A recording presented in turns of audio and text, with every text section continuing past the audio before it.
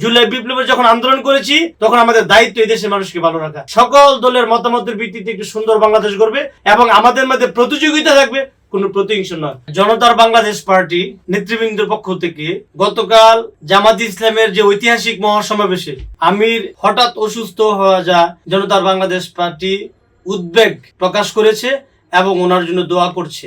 মহান আল্লাহ তাআলা যেন আমির সাহেবকে দ্রুত সুস্থতা দান করে। রাজনৈতিক মাঠে বাংলাদেশের জামাত ইসলামের যতগুলো নেতা দেখেছি তার মধ্যে ব্যক্তিগতভাবে আমার পছন্দ, অত্যাধিক পছন্দ আমির সাহেবকে। সেই সাথে প্রত্যেকটি রাজনৈতিক নেতৃবৃন্দের সুস্থতা এবং দোয়া কামনা করছি।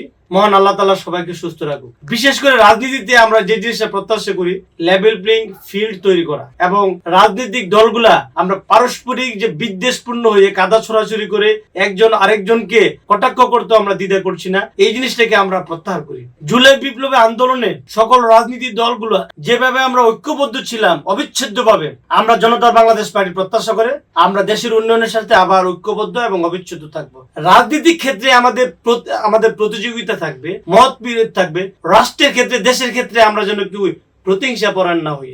আর আগামী বাংলাদেশ বিনির্মাণে আমরা সকলেই যেন ঐক্যবদ্ধভাবে একটি সুন্দর বাংলাদেশ বিনির্মাণ করতে পারি। বিশেষ করে যার যার দলের দিকে তাকিয়ে অন্ধের মতো কথা না বলে বাংলাদেশ কিভাবে ভালো থাকবে এই চিন্তাটা করেন। আর সকলে মিলেই আমরা সুন্দর বাংলাদেশ এবং ক্ষমতার একটা অংশীদারিত্ব হই। কারণ একা একজনে সবাই মনে করে আমি ক্ষমতা যাব, জামাত মনে করে জামাত ক্ষমতা যাবে, বিএনপি ক্ষমতা যাবে, এইভাবে সবাই টানা হাসা করতে করতে বাংলাদেশের জনগণের অবস্থা কিন্তু অত্যন্ত খারাপ। জনগণ মুখ ফুটে কিছু বলতে পারতেছে না, তাদের ভিতরে হাহাকার, দুঃখ, কষ্টের কোনো ঘাটতি নেই। কাজেই আমাদের দায়িত্ব, জুলাই বিপ্লবে যখন আন্দোলন করেছি তখন আমাদের দায়িত্ব এই দেশের মানুষকে ভালো রাখা। কাজেই জনতার বাংলাদেশ পার্টি প্রত্যাশা করে সকল দলের সম্মিলিত অংশগ্রহণে একটি নির্বাচন হবে, সকল দলের মতামতের ভিত্তিতে একটি সুন্দর বাংলাদেশ গড়বে এবং আমাদের মধ্যে প্রতিযোগিতা থাকবে, কোনো প্রতিহিংসা নয়।